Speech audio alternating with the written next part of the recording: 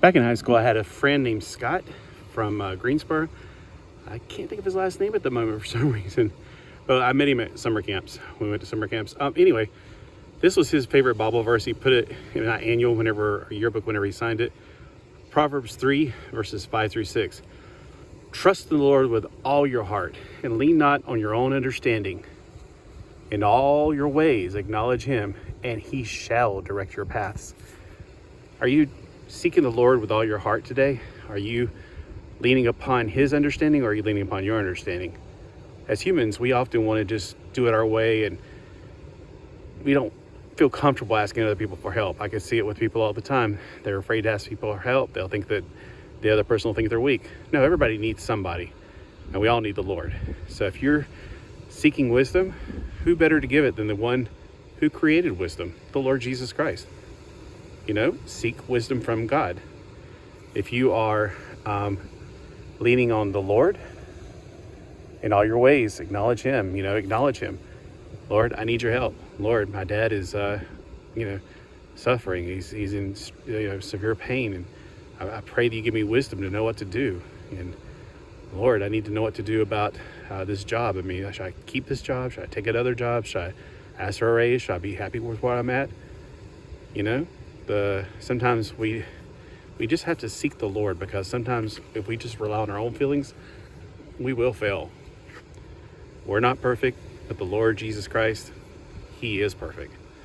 So trust in the Lord with all your heart. Lean not on your own understandings, because a lot of times we may understand things because of the way we were taught. I know I was brought up as an atheist. I was taught to be a thinker, and I did think a lot. I did think a lot about things, but when I started doing it God's way, instead of trying to figure out loopholes, I started having a better life. For years after I got saved, I did trust the Lord. I did follow him. But then I got into college, and I started thinking, well, maybe I'm being too goody two-shoe. Maybe I did, and I kept on being afraid to try the things that all my friends in college were doing, drugs or sex and all the other things. And then as I got on my own and I started realizing that other adults out there in the workforce were doing all these things too, I'm going, what? I'm the only person on earth that feel like that's ever, is a virgin that won't give in to sexual pressure.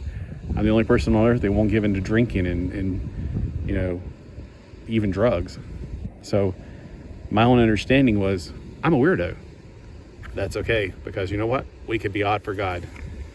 I don't mean like some kind of weirdo that's dressing like the guy from the song group I like. I think it'd be kind of funny to dress like him, but no, I don't want to draw attention to myself.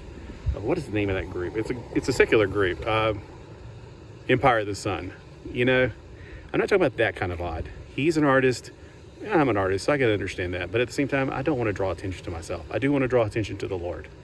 That's why I don't wear glittery gold and freaky weird stuff. I'm not trying to draw attention to myself.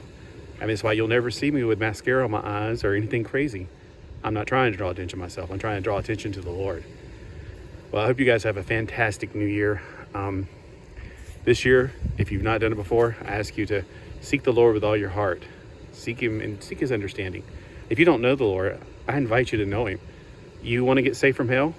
Romans 10 verse 9 tells you how to do that. If you confess with your mouth the Lord Jesus and believe in your heart that God raised him from the dead, you will be saved from hell. That's what it's talking about there. You might be thinking, I thought I had to be a good person to go to heaven. No, good people go to hell. Saved people go to heaven.